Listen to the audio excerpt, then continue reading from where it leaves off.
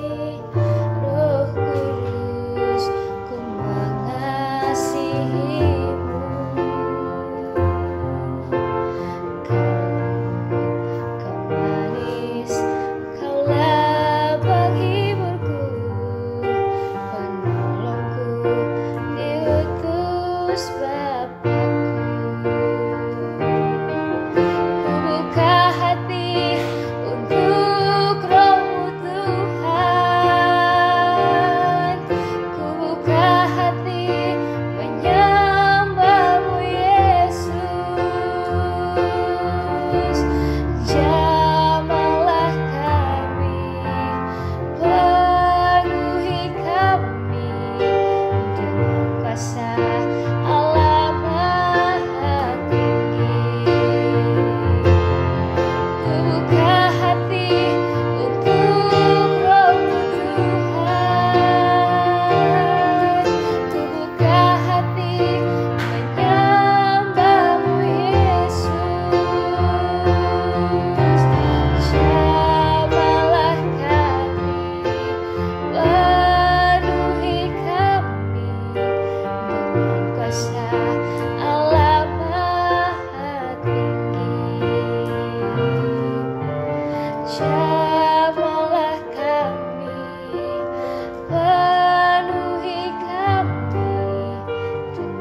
kuasa Allah Maha Tinggi.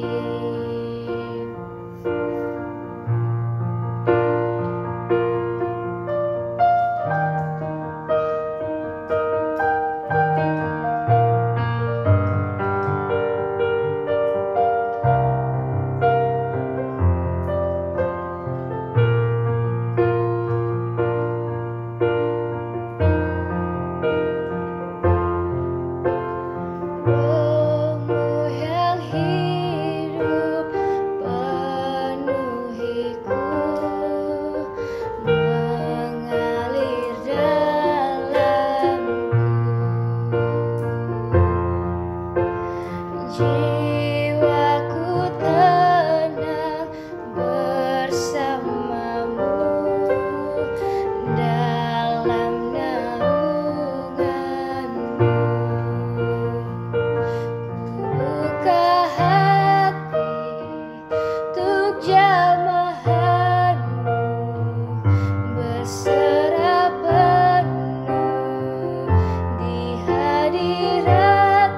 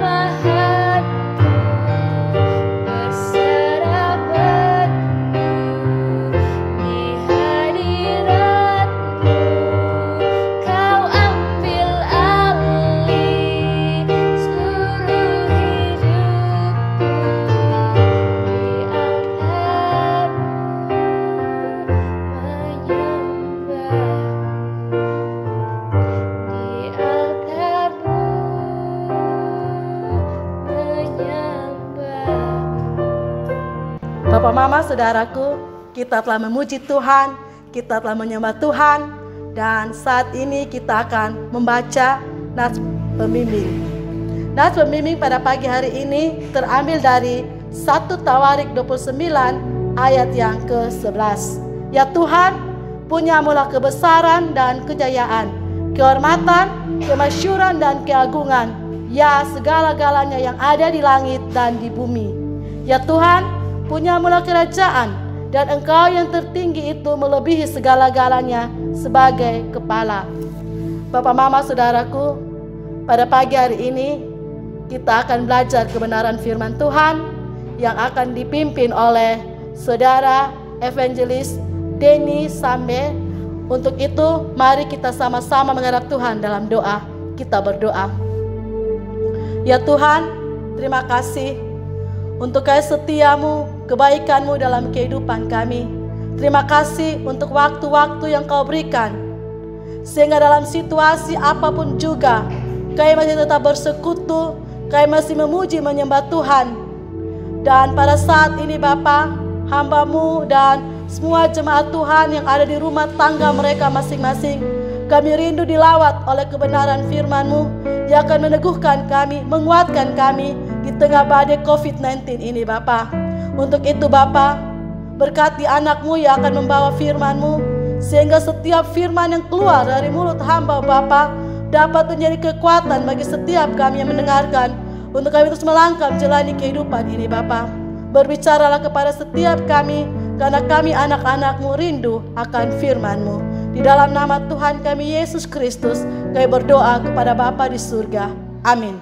Shalom Bapak Ibu Saudara yang terkasih dalam nama Tuhan Yesus Kristus. Bacaan kita hari ini terambil dari Yohanes pasal 16 ayat 13 sampai dengan ayat yang ke-14. Saya akan bacakan buat kita sekalian. Tetapi apabila Ia datang, yaitu Roh kebenaran, Ia akan memimpin kamu ke dalam seluruh kebenaran, sebab Ia tidak akan berkata-kata dari dirinya sendiri. Tetapi segala sesuatu yang didengarnya, itulah yang akan dikatakannya, dan Ia akan memberitakan kepadamu hal-hal yang akan datang. Ia akan memuliakan aku, sebab Ia akan memberitakan kepadamu apa yang diterimanya daripadaku. Amin. Bapak Ibu Saudara terkasih dalam nama Tuhan Yesus Kristus, hari ini tema kita ialah peran Roh Kudus dalam kehidupan orang percaya. Bapak Ibu Saudara yang terkasih, tentu kita semua sudah pernah mendengar dan tahu apa itu GPS. Jadi GPS merupakan sebuah alat atau sebuah aplikasi yang dapat menuntun kita, membawa kita dari suatu tempat ke tempat yang lain yang kita tuju. Canggihnya alat ini Bapak Ibu Saudara, dia tidak hanya menunjukkan jalan kepada kita, tetapi dia juga memberikan banyak sekali informasi tambahan. Misalnya, jalan mana yang sedang macet, atau SPBU terdekat kalau kita sedang kehabisan bensin. Atau dia juga memberikan informasi kepada kita tentang jalan mana yang bisa dilalui oleh mobil, motor, atau jalan kaki. Kemudian GPS juga menunjukkan atau memperlihatkan kepada kita kalau kita mau pergi ke sebuah tempat, sebetulnya ada banyak jalan yang bisa kita lalui. Ada banyak alternatif jalan yang bisa kita tempuh. Bapak Ibu Saudara, saya tinggal di Kayu Putih. Dan kalau saya mau pergi ke Pelabuhan Bolok, maka GPS itu akan menunjukkan setidaknya kepada saya 3 alternatif jalan. Yang pertama, saya bisa lewat jalur 40. Yang kedua, saya bisa lewat Air Nona. Atau yang ketiga, saya bisa lewat NBD. Ketiga jalan yang saya lalui ini, yang ditunjukkan oleh GPS ini, sebetulnya mengarah pada tujuan yang sama, yaitu Pelabuhan Bolok. Mungkin yang berbeda cuma waktu tempuhnya saja, ada yang lebih cepat, ada yang lebih lambat.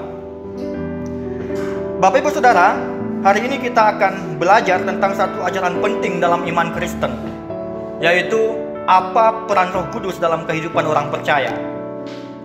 Saya akan berikan 2 hal penting tentang peran Roh Kudus dalam kehidupan kita sebagai orang percaya.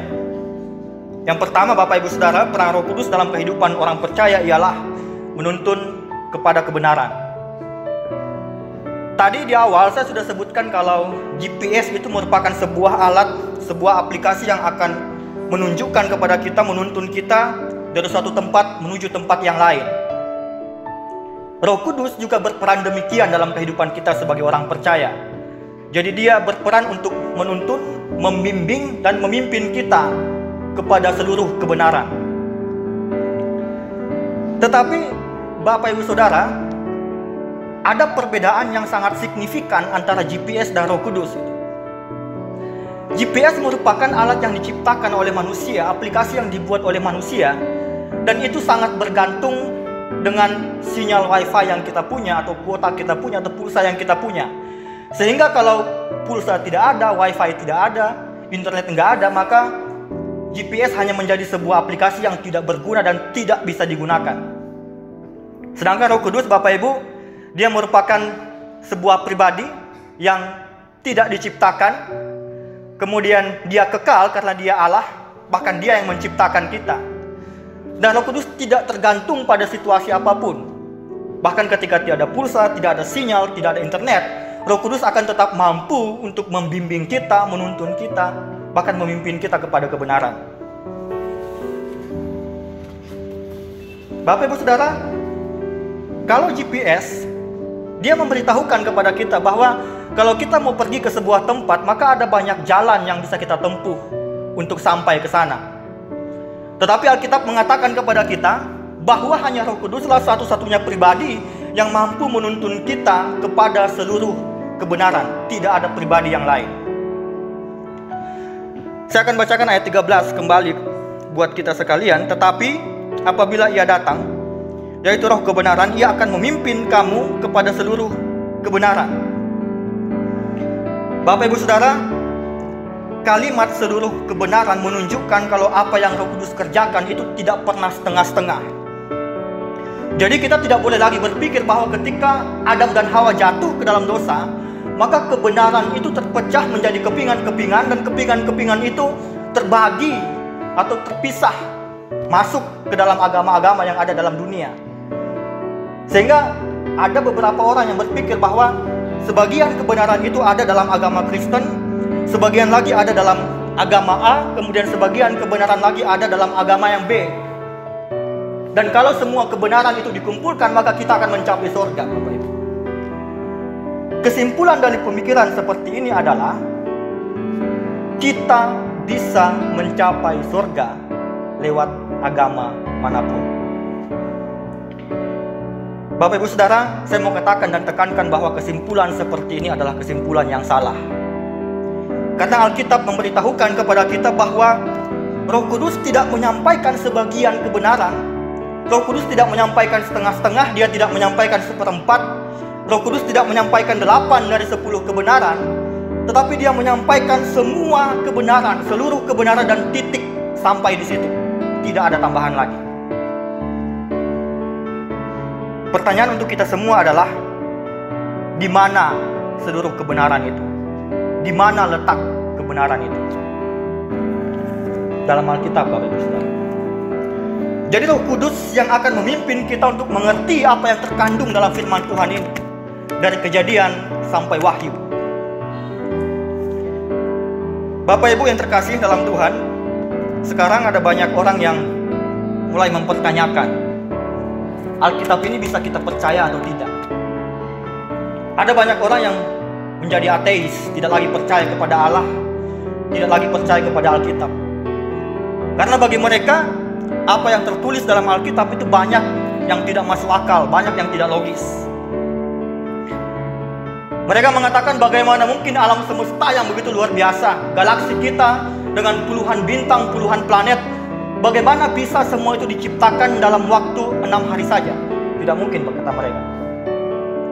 Bumi kita ini saja, dunia kita saja yang ditinggali oleh manusia, sistemnya sudah begitu rumit untuk dimengerti.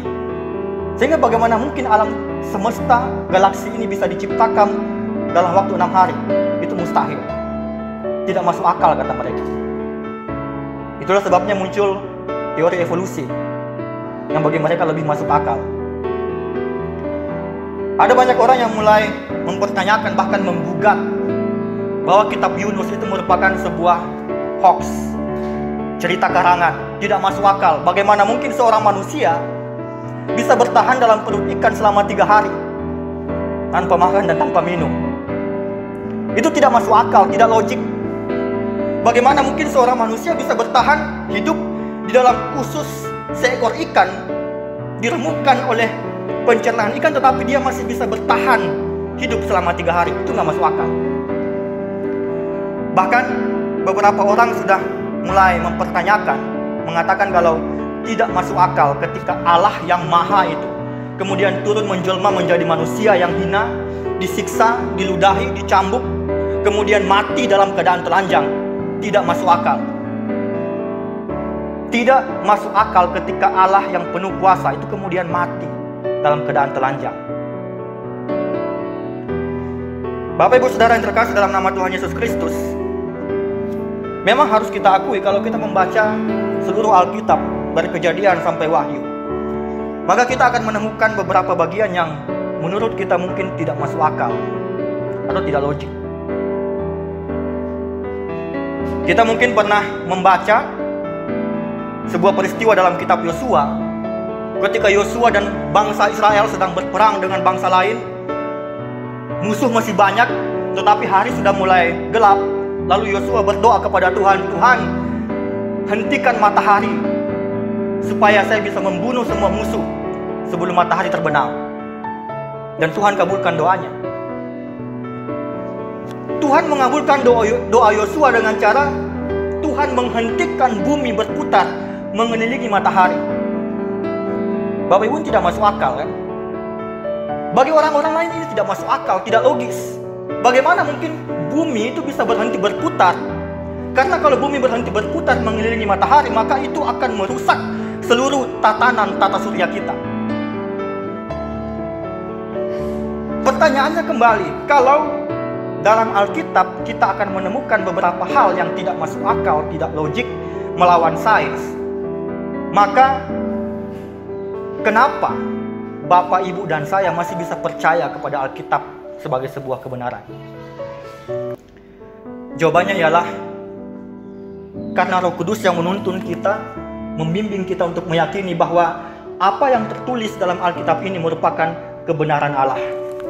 Ini bukan mitos, ini tidak dibuat-buat, ini bukan karangan manusia, dan ini merupakan sebuah peristiwa sejarah yang benar-benar pernah terjadi. Roh Kudus menuntun kita, membimbing kita untuk menundukkan logika kita di bawah iman.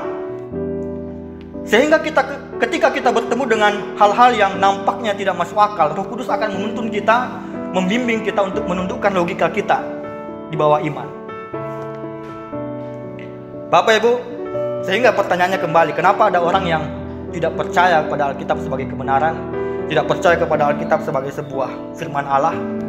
Maka jawabannya cuma satu: Roh Kudus tidak ada dalam hatinya.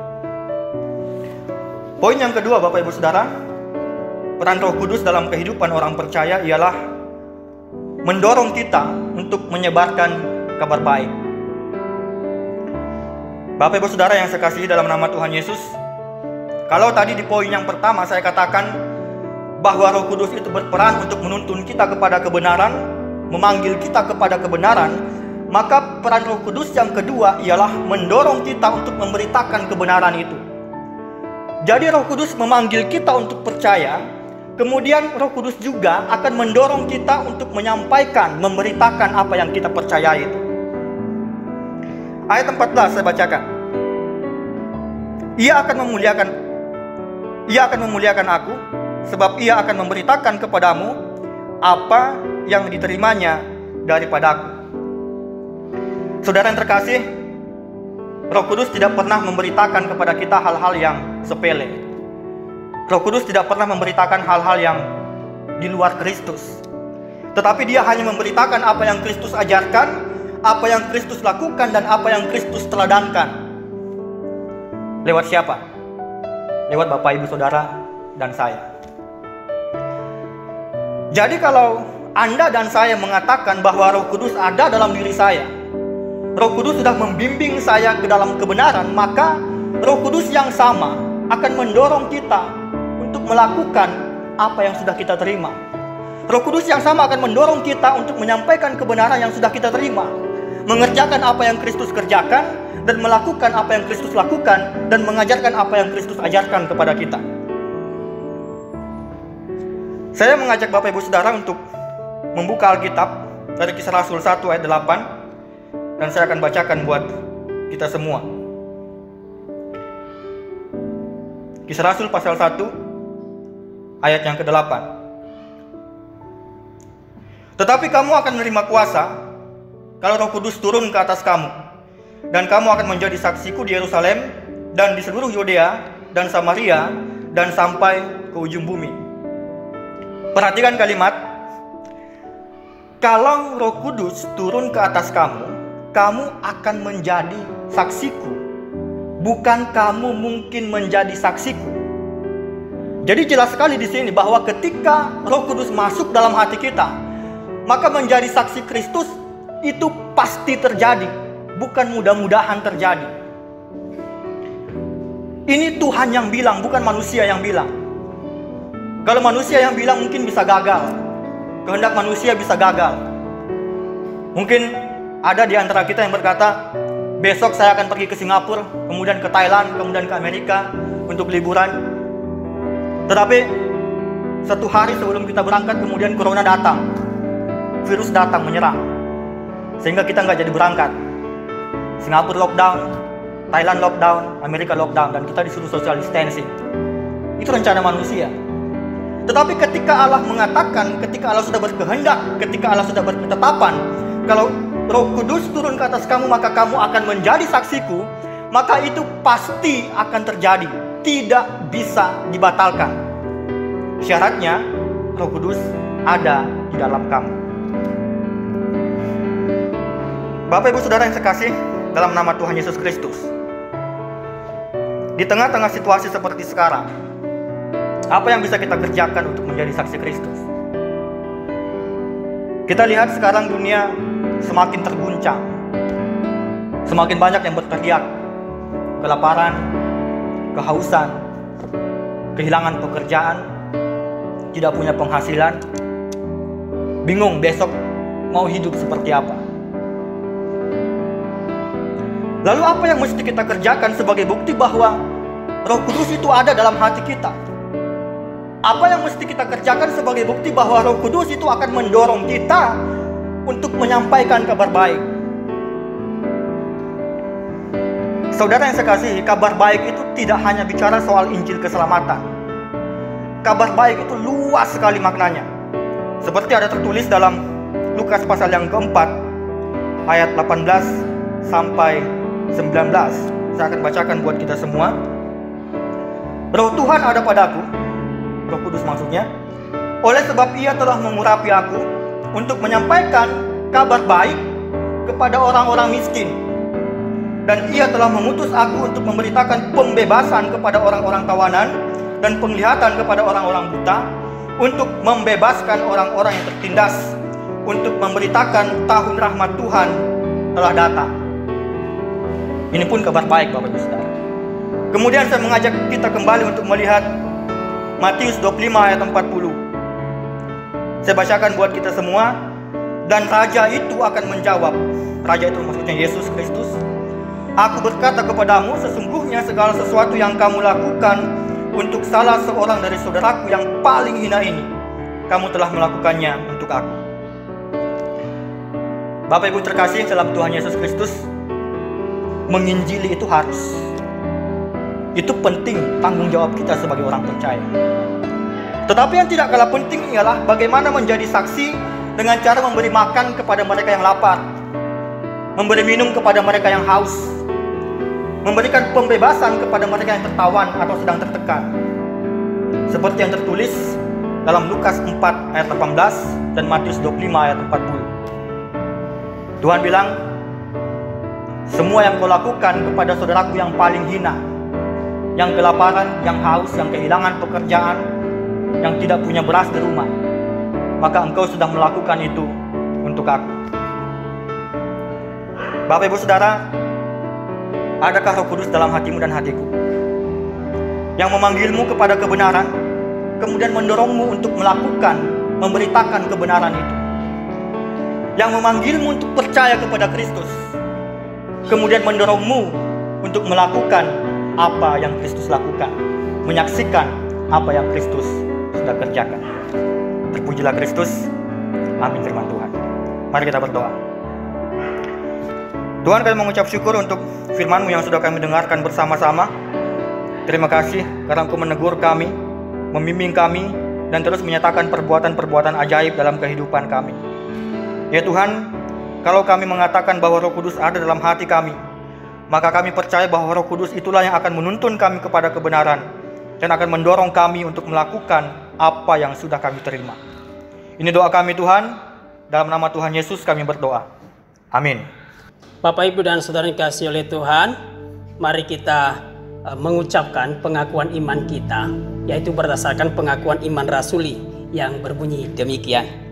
Aku percaya kepada Allah Bapa yang Maha Kuasa, Khalil langit dan bumi, dan kepada Yesus Kristus anak yang tunggal Tuhan kita, yang dikandung daripada Roh Kudus, lahir dari anak darah Maria, yang menderita di bawah pemerintah Pontius Pilatus, disalibkan, mati dan dikuburkan, turun ke dalam kerajaan maut, pada hari yang ketiga bangkit pula dari antara orang mati, naik ke surga, duduk di sebelah kanan Allah Bapa yang Maha Kuasa, dan akan datang dari sana untuk menghakimi orang yang hidup dan yang mati. Aku percaya kepada Roh Kudus, gereja yang kudus dan am, persekutuan orang kudus, pengampunan dosa, kebangkitan daging, dan hidup yang kekal. Amin. Saat ini tiba saatnya kita berdoa syafaat kepada Tuhan. Kita menyampaikan segala pergumulan kita, syukur kita kepada Tuhan. Mari kita masuk di dalam doa. Bapa kami yang di surga, kami bersyukur kepadamu pada pagi hari ini karena penyertaan Tuhan dan pertolongan Tuhan. Ibadah kami sampai detik ini, sampai saat ini bisa berjalan dengan baik. Kami bersyukur semuanya Tuhan atas pimpinanmu itu dalam hidup kami. Dan pada saat ini ya Tuhan, kami menaikkan seruan hati kami melalui doa syafaat. Kami berdoa untuk firman-Mu yang telah kami dengar. Kiranya firman itu memberkati hidup kami, mengingatkan kami kembali Tuhan, bagaimana karya-karya Tuhan di dalam hidup kami, dan bagaimana kami bisa melangkah dan melakukan pekerjaan Tuhan di tengah-tengah dunia ini. Terima kasih ya Tuhan, kami mensyukuri itu semua buat atas firman-Mu pada hari ini, dan kiranya itu memberkati hidup kami, dan kami bisa melangkah sesuai dengan firman Tuhan itu sendiri di dalam hidup kami. Saat ini juga kami berdoa ya Tuhan, khususnya untuk jemaat GMMI Kota. Kami titipkan dalam tangan pimpinan Tuhan. Dimanapun mereka berada Tuhan, Tuhan berkati mereka yang dalam pergumulan berat, dalam pergumulan dalam keluarga, dalam pergumulan pribadi, dan dalam pergumulan relasi dengan sesama. Tuhan tolong berkati mereka satu persatu. Segala pergumulan mereka kiranya Tuhan jawab sesuai dengan apa yang menjadi kehendak Tuhan di dalam hidup mereka. Tuhan buka jalan di dalam hidup mereka supaya mereka bisa melihat pertolongan Tuhan, mereka bisa melihat pimpinan Tuhan, dan kiranya melalui itu Tuhan mereka semakin mengasihi Engkau di dalam hidup mereka. Juga kami berdoa Tuhan dimanapun jemaat-Mu saat ini di dalam beribadatan mereka kepada Tuhan, berikan hati yang sungguh-sungguh untuk mengasihi Engkau Tuhan, sehingga setiap minggu mereka tetap standby untuk bersyukur dan untuk terus beribadah kepada Tuhan dan memuliakan Tuhan, sehingga setiap minggunya mereka ingat ini merupakan hari perhentian, hari di mana Tuhan menginginkan pertemuan pribadi dengan mereka, dan kiranya ini Tuhan menjadikan hal yang istimewa dalam hidup mereka untuk membangun terus-menerus sungguh-sungguh relasi mereka dengan Tuhan. Terima kasih ya Tuhan bagi juga jemaat-Mu yang khususnya pemuda kami yang telah lulus sekolah. Tuhan berkati mereka. Mereka telah berjuang keras dan mereka telah mendapatkan hasil yang mungkin memuaskan hati mereka. Dan ini merupakan awal di dalam hidup mereka Tuhan. Dan mereka sangat mensyukuri itu semua. Dan kiranya Tuhan terus memberkati langkah awal ini untuk melanjutkan segala studi mereka ke depan, dan Tuhan terus tolong dan pimpin mereka. Berkati pribadi lepas pribadi mereka dalam pergumulan-pergumulan mereka untuk melanjutkan atau mencari pekerjaan ke depan. Tuhan terus pimpin. Terima kasih ya Tuhan untuk jemaat-Mu yang sedang dalam sakit saat ini, khususnya Pak Yefta. Kami titipkan dalam tangan pimpinan Tuhan. Engkau berkuasa atas segala sesuatu, bahkan di dalam sakit penyakit pun, bahkan maut pun sekalipun, Engkau berkuasa atasnya. Oleh sebab itu, karena Engkau berkuasa Tuhan, kami hanya memohon belas kasihan daripada Tuhan untuk khususnya untuk Pak Yefta. Kiranya Tuhan menolong, memberikan pemulihan yang sungguh-sungguh daripada Tuhan. Dan dari semuanya itu Tuhan, ajarlah kami supaya kami juga tetap berfokus pada kehendak Tuhan. Dan kiranya melalui itu, dan kiranya semuanya terjadi sesuai dengan kehendak Tuhan. Terima kasih Bapa di surga. Kami juga berdoa untuk Indonesia yang sedang dilanda oleh bencana yang sangat mengerikan, khususnya wabah pandemi COVID-19. Kami titipkan dalam tangan pimpinan Tuhan. Engkau juga yang berkuasa atas alam semesta, bahkan atas virus-virus apapun. Oleh sebab itu ya Tuhan, kami juga mohon belas kasihan Tuhan untuk memulihkan bangsa negara kami, supaya kami bisa menikmati kemurahan Tuhan dan belas kasihan Tuhan, kasih karunia Tuhan di dalamnya. Berkati para dokter, para medis yang sedang berjuang di garis depan untuk melawan COVID-19 ini. Tuhan tolong mereka, berikan mereka kekuatan, berikan mereka hikmat dari Tuhan, supaya mereka juga tetap di dalam perlindungan Tuhan. Berikan mereka kesehatan yang baik, supaya juga mereka semangat di dalam menjalankan tugas mereka. Berkati para pemerintah kami yang sedang berjuang juga keras di dalam melakukan berbagai macam hal yang mereka kerjakan saat ini untuk berperang melawan COVID-19 ini. Tuhan, mungkin para pemerintah, bahkan kami semua kehilangan akal. Dan oleh sebab itu, ajarlah kami supaya kami tidak kehilangan harapan di dalam Tuhan. Terima kasih ya Tuhan, kami titipkan bangsa negara kami ini dalam pimpinan Tuhan. Bahkan juga seluruh negara yang telah mengalami COVID-19 ini, Tuhan, kami mohon dengan hati yang sungguh-sungguh, belas kasihan Tuhan untuk terjadi bagi seluruh negara ini. Terima kasih ya Tuhan, ini hidup kami berdoa untuk 1 minggu lamanya ke depan, kami tidak tahu apa terjadi, tetapi kami percaya Tuhan pimpin hidup kami. Oleh sebab itu, kami hanya menyerahkan hidup kami kepada satu pimpinan, yaitu Tuhan kami Yesus Kristus. Amin. Bapak, Mama, saudaraku yang saya kasih dalam Tuhan Yesus, mari kita memberi untuk pekerjaan Tuhan. Persembahan kita akan diberikan di amplop-amplop yang telah dibagi-bagikan oleh pelayan dari GMI Jemaat Kota, dan tiap hari Sabtu pelayan akan mengambilnya di rumah Bapak Mama masing-masing. Mari kita memberi untuk Tuhan, dan Tuhan memberkati kita semua.